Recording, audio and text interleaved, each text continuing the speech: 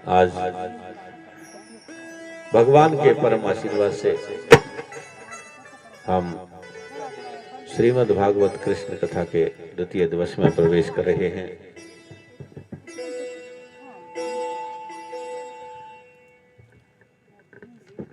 कल प्रथम दिवस की कथा में हमने स्मरण किया था श्री राजा परीक्षित का जन्म हुआ और उसके बाद में आज सर्वप्रथम कथा आती है श्री सुखदेव जी के जन्म की। श्री सुखदेव जी महाराज भागवत के इतने बड़े रसिक वक्ता क्यों हैं? कैसे इतने बड़े वक्ता हुए? क्योंकि भागवत में जो सर्वाधिक चरित्र हैं वो भगवान श्री कृष्ण के हैं और श्री सुखदेव जी महाराज पूर्व जन्म में भगवान श्री कृष्ण के परम प्रिय सखा थे। बहुत बचपन के प्रिय मित्र थे जिनका नाम था श्रीदामा। श्रीदामा नाम के सखा वो आगे आकर के सुखदेव बने।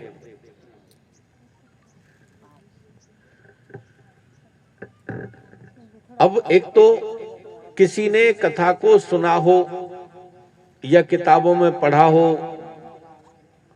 या और किसी माध्यम से पढ़ के वो सुना रहा हो, और एक ने अपनी आंखों से प्रत्यक्ष दर्शन करके उसका वर्णन कर रहा हो, तो इन दोनों में बहुत बड़ा फर्क होता है।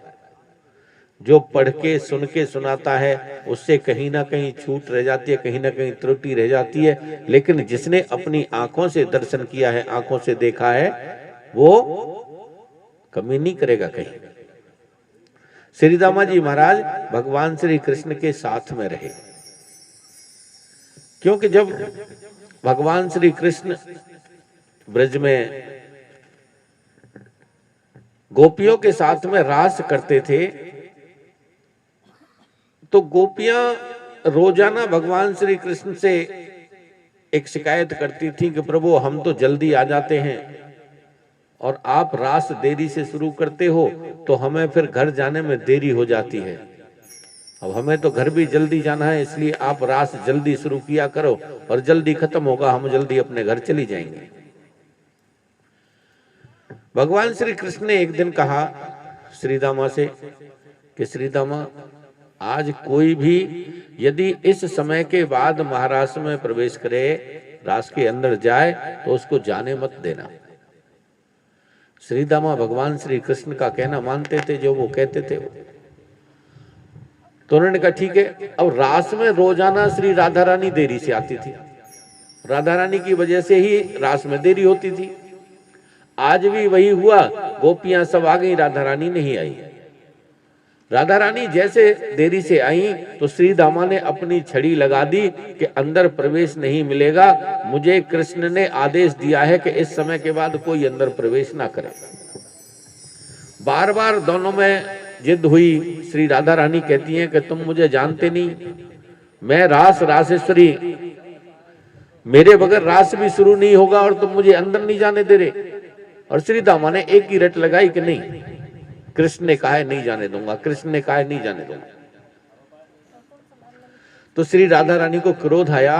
राधा रानी ने क्रोध में आकर के श्रीदामा को श्राप दे दिया कि तूने एक रट लगाई हुई है तोते जैसी, इसलिए मैं तुझे श्राप देती हूं कि तू तोता बन जाएगा। राधा रानी ने श्रीदामा को श्राप दिया। श्रीदामा भी भगवान श्री कृष्ण के परम सखा परम भक्त थे, वो भी पीछे नहीं रहने वाले थे।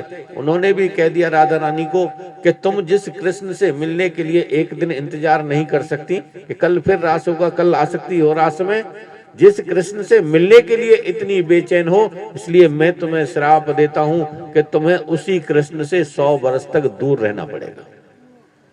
भगवान श्री कृष्ण ब्रज में रहे केवल 11 वर्ष और 4 महीने की अवधि तक, मात्र 11 वर्ष 4 महीने के, तब से ब्रज छोड़ दिया था भगवान श्री कृष्ण ने। राधा रानी के साथ उतने दिन ही रहे थे और उसके बाद में फिर राधा रानी से भेंट जब महाभारत हो गया, महाभारत में पांडवों ने विजय प्राप्त की। विजय प्राप्त करने के बाद जो युधिष्ठिर ने राजसू यज्ञ किया था कुरुक्षेत्र में, उस यज्ञ में भगवान श्री कृष्ण आए थे और राधा रानी और ब्रजवासी गए थे। वहां जाकर के भगवान श्री कृष्ण की और राधा रानी की भेंट हुई थी 100 वर्ष बाद श्री दामा के श्राप के कारण। अब वो राधा रानी ने श्राप दिया तो श्री सुखदेव जी महाराज शुक बने, यानी तोता बने। अब तोता का तो आपको पता होगा, फल जो होता है, जो फल में जो तोता चोंच मारता है वो मीठा होता है कि नहीं? अब हम क्या कहते हैं कि तोता को पहचान है कि वो मीठे फल में ही चोंच मारता है, कहते हैं ना, बल्कि ऐसा नहीं है। आप ये सोचो कि तोता जिस फल में चोंच मार देता है वही मीठा हो जाता है, यानी कि जिस फल को तोता खाएगा वही मीठा हो जाएगा। इसका कारण है कि तोता जो फल को खाता है तो वो एक तरह से ऐसे मत समझो कि वो अपने लिए ही खाता हो, वो दूसरों के लिए भी खाता है। जैसे कोई आम का फल है, आम के फल में तोता ने चोंच मारी तो उस आम का जो रस है नीचे जमीन पर भी गिरता है, और जमीन पर गिरता है, जमीन पर रेंगने वाले कीड़े मकोड़े इत्यादि जो जीव जंतु होते हैं वो कभी आम का रस नहीं ले सकते, वो आम तक नहीं पहुंच सकते। लेकिन तोता उसमें चोंच मारता है, रस नीचे गिरता है तो वो कीड़े मकोड़े इत्यादि वो भी रस लेते हैं। जो व्यक्ति जीवन में दूसरे व्यक्तियों के लिए रस प्रदान करता हो, दूसरे व्यक्तियों को फल प्रदान कराता हो, जो व्यक्ति दूसरों के अच्छाई के लिए अपना जीवन जीता हो, उसका हमेशा फल मीठा होता है। ये इस कहानी से पता चलता है। अपने लिए दुनिया जीती है, लेकिन यदि हम दूसरों के लिए जिए, दूसरे के किसी के काम आए, तो वो जीना सार्थक होता है। अपने लिए तो जानवर भी जीते हैं। मनुष्य का जीना है कि मनुष्य जानता है कि दूसरे की सेवा भी करनी है और हमें बांट करके खाना है। आपने देखा होगा जानवर होते ना, कुत्ता को कितनी भी रोटी खिलाओ, जब पूरा झिक जाएगा ना, पूरा फुल उसका पेट हो जाएगा और उसके सामने रोटी पड़ी होगी तो वो भी तब भी दूसरे कुत्ते को नहीं खाने देगा, उसके ऊपर झगड़ा करने के लिए उतारू हो जाएगा, चाहे उस टुकड़े को ले जाकर के कहीं मिट्टी में दबा के आ जाए जो उसे बाद में जिंदगी भर ना मिले।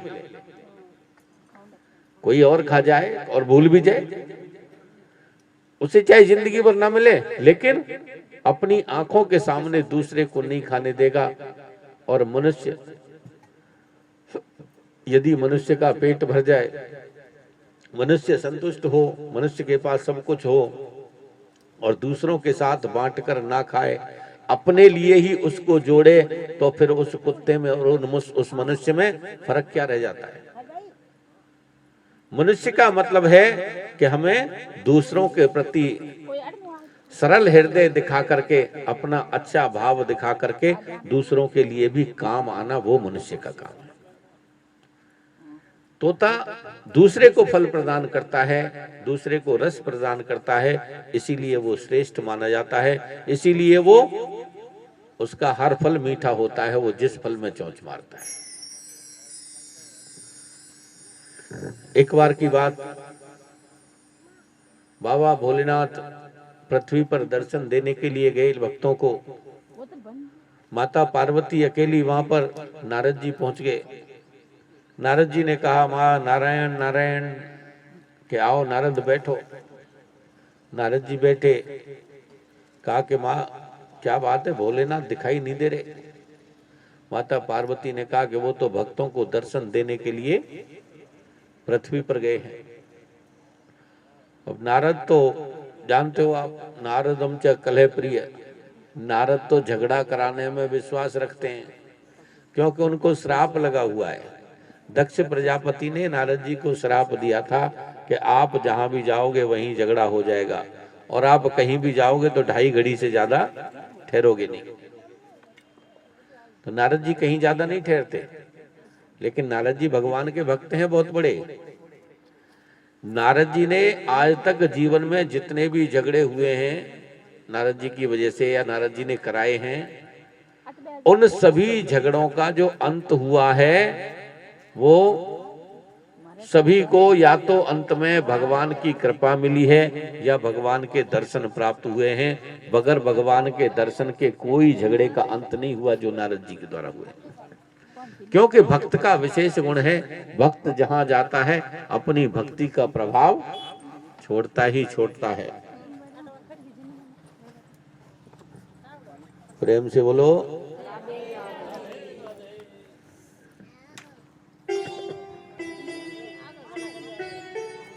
अब नारद जी जाके बैठ गए। नारद जी ने माता पार्वती से कह दिया कि माँ क्या बात है, बाबा भोलेनाथ दिखाई नहीं दे रहे। माता पार्वती ने कहा कि वो तो भक्तों को दर्शन देने के लिए पृथ्वी लोक पर गए हैं। अब नारद जी ने कह दिया कि माँ मुझे ऐसा लगता है कि बाबा भोलेनाथ आपसे प्रेम कम करते हैं। माता पार्वती ने कहा नारद शांत हो जाओ, हमें पता है कि तुम जहां जाते हो वहीं झगड़ा होता है, लेकिन हमारे यहाँ झगड़ा होने वाला नहीं है।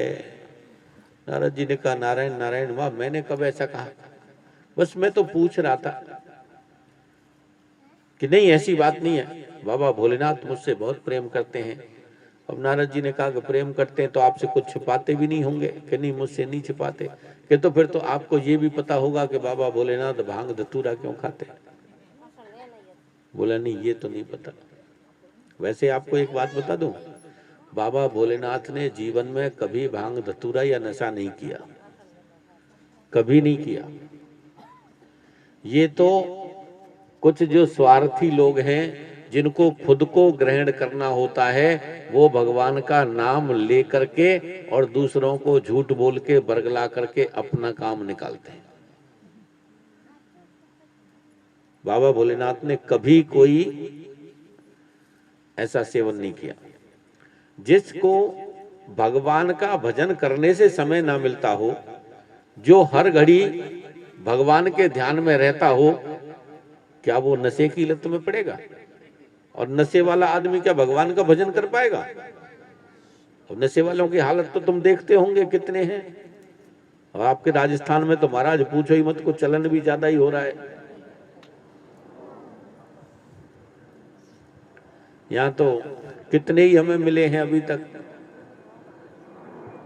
और तो और कई जगह तो ऐसा भी देखा गया है, कई बार लोग हमसे जो हमारे शिष्य हैं, अब वो कहते हैं हमसे, बोले महाराज हमारा तो कोई छोटा हो या बड़ा हो, बगैर नशे के कोई फंक्शन भी नहीं होता, ज्यादा भी कुछ नहीं है, तो वो आप क्या बांटते हैं उसे आप उसमें, वो पता नहीं क्या क्या नशे की चीजें होती हैं, अमल और पता नहीं क्या क्या वो करते रहते हैं। होता नहीं होता? और ये वैसे हमने यहीं आके देखा है कि भरी पंचायत में बाप बेटा सामने बैठे हैं और आराम से चल रहा है, नशा कर रहे हैं। और ये सभी समाज का अपना अलग अलग है। चौधरियों में अमल चल जाता है और राजपूतों में अपना जहां कोई शादी विवाह होता है तो वो वैसे ही और भी काम करने लग जाते हैं, यानी कि नशा जरूरी है। बाबा भोलेनाथ के ऊपर जो चढ़ाया जाता है, कहते हैं ना भांग धतूरा बाबा भोलेनाथ के ऊपर चढ़ता है, तो क्यों चढ़ता है? वो इसलिए नहीं चढ़ता कि बाबा भोलेनाथ का प्रसाद है और इसे हम खाएं।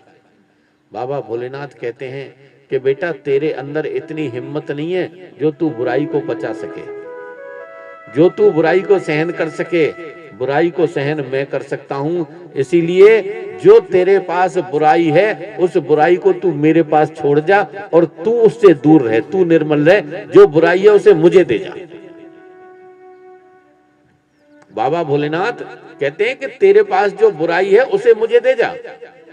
तो बाबा भोलेनाथ पचा सकते हैं और कोई नहीं पचा सकता, और पचाने की विधि भी है। बताई है। अभी भागवत में आगे वर्णन आएगा कि जब समुद्र मंथन हुआ था, समुद्र मंथन में सबसे पहले हलाहल विष निकला था।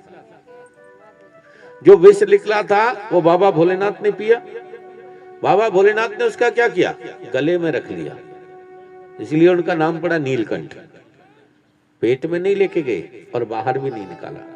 क्यों कि विष को भी शास्त्रों में बुराई की संज्ञा दी गई है। बुराई यदि कोई करता है, किसी की कोई बुराई है, तो उसको गले तक सीमित रखो, अपने हृदय में मत लेकर के जाओ। यदि पेट में अंदर ले गए तो जब उसे उसके मतलब का खाद्य पानी मिलेगा तो आपके अंदर वो बुराई के कीटाणु पैदा हो जाएंगे और वो अपने आप हो जाते हैं, उगाना नहीं पड़ता।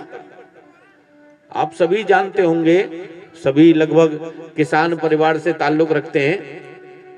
खेत में आपने कभी जीवन में कोई ये जो होता है बथुआ, बथुआ होता है, बाथू बोलते हैं, क्या बोलते हैं आप उसको, उसकी किसी ने फसल लगाई है?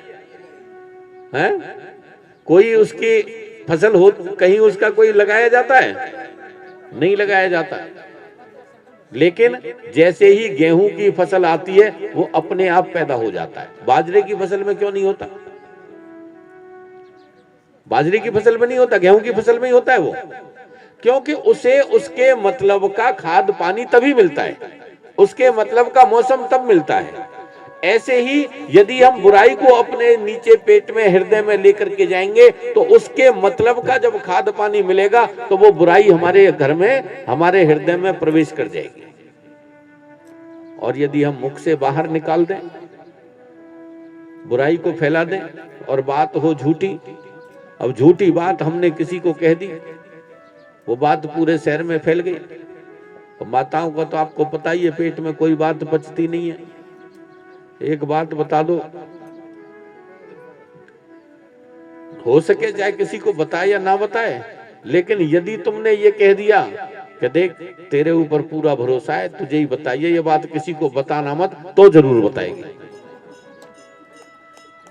वैसे तो बताए ना बताए, ध्यान रहे ना रहे, लेकिन यदि मना कर दिया तो 100% बतानी उसे। और कोई बात एक कह दी ना, उसके जाते ही दूसरी को बताएंगे और दूसरी भी कह देगी तेरे ऊपर भरोसा है, किसी को मत बताना, बात पूरे शहर में फैल जाएगी, बताएगा कोई किसी को नहीं। अब इसका झूठी बात फैलाने का पाप किसको लगेगा? जिसने फैलाई उसे। आपको फायदा कुछ नहीं हुआ, उल्टा पाप लगा। तो ये बाबा भोलेनाथ ने दिखाया है कि बुराई को मुख से बाहर नहीं निकालना, केवल गले तक सीमित रखना है, ना अंदर ले जाना ना बाहर निकालना। तो इसलिए बाबा भोलेनाथ ने कभी कोई भांग धतूरा नशा इत्यादि नहीं किया। ये लोगों की अपनी मनगढ़ंत कहानियां हैं, जो भगवान का नाम लेकर के खुद प्रसाद के रूप में जिनको आदत पड़ी है वो गटक जाते हैं। प्रेम से बोलो। तो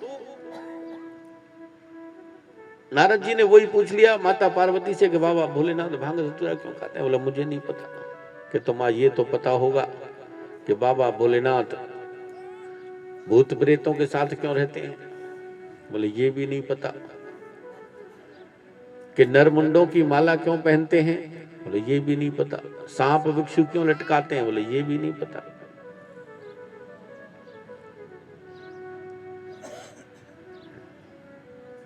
और कुछ पूछो नारद, और कुछ पूछो। अब नारद जी ने ऐसी बात पूछ ली जो महाराज किसी भी माता को पूछ लो तो बस और सबके कान खड़े हो जाएं। एक होती है ना सबसे बड़ी बात, बोले आपको ये तो पता होगा कि बाबा भोलेनाथ के विवाह कितने हुए हैं, और किसी पत्नी को पता चल जाए कि तेरे सिवाय इसकी दूसरी भी है कोई, तो महाराज महाभारत हो जाए। होगा नहीं होगा? है? ये तो देखो माताओं का स्वभाव होता है, शंका करने का माताओं का स्वभाव होता है। एक वो कहावत बताते ना, बोले चाहे बेशक रात्रि में जब विश्राम कर रहे हो तो भूकंप आ जाए तो माता की आंख नहीं खुलेगी, और पड़ोस में झगड़ा हो रहा हो, चोरी हो जाए तो ही आंख नहीं खुलेगी, लेकिन रात को यदि लेट रात में देर रात्रि को पति के मोबाइल पे किसी का मैसेज आ जाए तो तुरंत आंख खुल जाएगी, बोले बताना किसका है।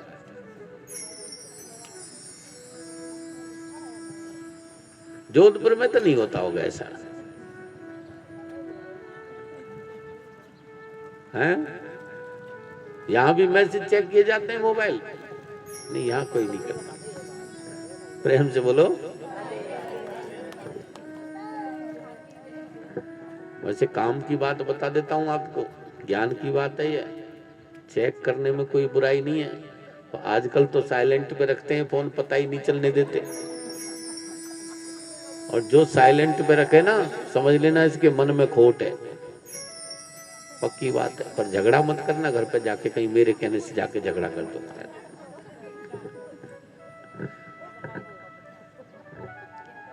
अब बाबा भोलेनाथ के और कितने विवाह हुए हैं ये बता दो। माता पार्वती को ये पता नहीं। बाबा भोलेनाथ ने नारद जी ने समझ लिया कि अब माता पार्वती को पूरा क्रोध आ गया और मैं जिस काम के लिए आया था वो मेरा काम हो गया और मैं चला। और नारायण नारायण करते निकल गए।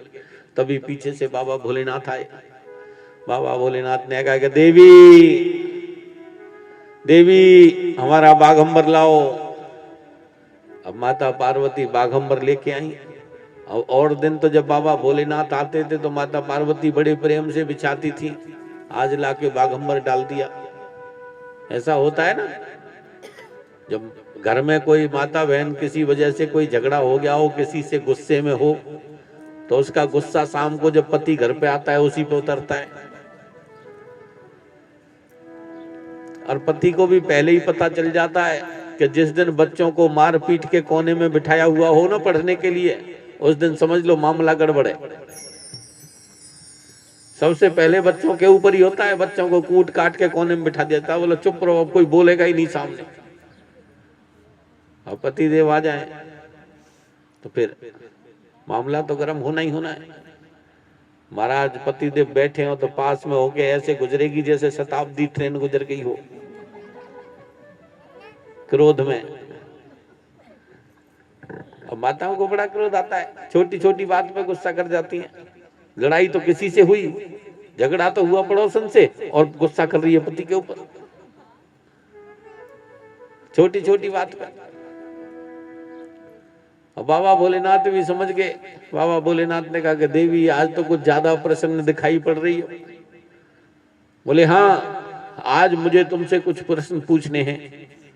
बाबा भोलेनाथ ने कहा तुम्हें तो बहुत सारे पूछने होंगे, पूछ लेना, पर एक प्रश्न हम ही पूछ लें। बोला नहीं, पहले मैं पूछूंगी। बोला नहीं नहीं, हमारा एक प्रश्न है, हमें पूछने दो। बोला पूछ लो।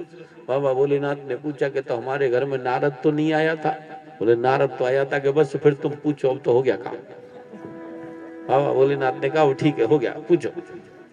माता पार्वती ने वही प्रश्न पूछने शुरू कर दिए कि आप भांग धतूरा क्यों खाते हैं, भूत प्रेतों के साथ में क्यों रहते हैं, नरमुंडों की माला क्यों लटकाते हैं, सांप भिक्षु क्यों लटकाते हैं, सामने पड़ा हुआ ये अस्थि पर्वत किसका है, और आपके कितने विवाह हुए। माता पार्वती ने एकदम सारी लिस्ट गिना दी। बाबा भोलेनाथ मन ही मन सोचने लगे बेटा नारद बिल्कुल पक्का काम करके गया है, कोई कमी कहीं छोड़ के गया ही नहीं है। तो बाबा भोलेनाथ ने बताना शुरू किया कि देवी वास्तविकता ये है कि विवाह तो मेरे बहुत हुए हैं, लेकिन पत्नी मेरी सिर्फ आप ही एक ही हो। हर बार आपके साथ ही विवाह हुआ है और किसी के साथ मेरा कोई विवाह नहीं हुआ। कभी ना कभी आप कोई जिद करती, आप मृत्यु को प्राप्त हो जाती, उसके बाद में फिर मैं आपकी अस्थियों को लेकर के इधर उधर घूमता और ला करके यहाँ डाल देता, उनसे ये अस्थि पर्वत बना। आपकी जो चिता की राख होती थी उसके ऊपर बैठ करके उसकी भस्मी को अपने ऊपर लगाता, तो मुझे भस्मी लगाने की आदत पड़ी। और आपके ही मुंडों की माला है जिसे मैं ये पहनता हूं, और जब आप नहीं होती थी तो फिर मैं भूत प्रेतों के साथ में ही रहता था और आपकी याद में ही मैंने भांग धतूरा खाया है। इसके अलावा और मेरी कोई पत्नी नहीं है, बाबा भोलेनाथ ने बताया। माता पार्वती ने कहा कि फिर आपके एक भी जन्म नहीं हुआ और मेरे इतने जन्म हो गए? कि हाँ। देवी मेरा जन्म इसलिए नहीं हुआ कि मैं अजन्मा हूं और मैं अमर कथा जानता हूं। जो अमर कथा जानता है उसकी मृत्यु नहीं होती। माता पार्वती ने कहा तो फिर वो अमर कथा आपने मुझे क्यों नहीं सुनाई? कि मैंने कई बार प्रयास किया सुनाने का, लेकिन तुम कोई ना कोई जिद करती और किसी न किसी वजह से तुम मुझसे दूर चली जाती। वैसे आपको पता होगा बाबा भोलेनाथ के कुल कितने विवाह हुए हैं?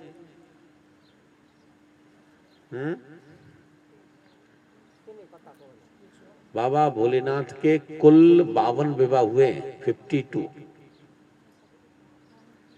ज्यादा नहीं हुए हैं? माताएं हंस रही हैं, बोले 52 ज्यादा नहीं है।